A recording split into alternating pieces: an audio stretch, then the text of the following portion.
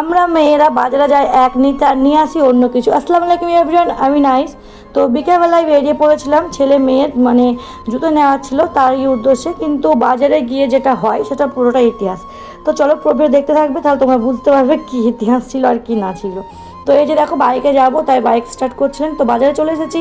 আর এখানে পুরো দোকানের তো বাইরেও ভর্তি ভর্তি জুতো। ভেবেছিলাম হয়তো দাম একটু কম নেবে, কিন্তু আকাশ ছোঁয়া দাম, আর লুটে নিতে পারলে আরও বেঁচে যায়। তো ওই যে বাইক পার্কিং করে আমরা ঢুকেছিলাম। মেয়েদের জুতোর কালেকশন কিন্তু অনেক সুন্দর ছিল, চোখ সরানো যাচ্ছে না। আর এই যে চুড়ির দোকান দেখো, চুড়িও সেরকম। তো আমরা চলে এসেছিলাম বাজার থেকে, আর মেয়ের জন্য জুতোটা নিয়ে এসেছি। আর মেয়ে যে ড্রেসটা পরে রয়েছে এটা চোখে পড়েছিল, মনে হলো নিয়ে বাড়িতে পরবে, দামের মধ্যে ঠিকঠাক ছিল, তাই ড্রেসটা নিয়েছি।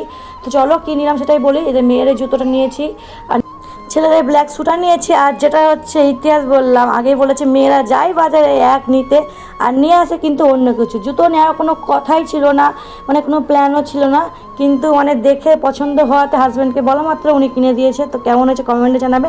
আর এই যে চুড়ির দোকানে গিয়ে চুড়িটা নিয়েছি, বালাটা, আর সঙ্গে রিংটা পাশে ছিল, তো মনে হলো এটা নিয়ে ভালো লাগতে পারে।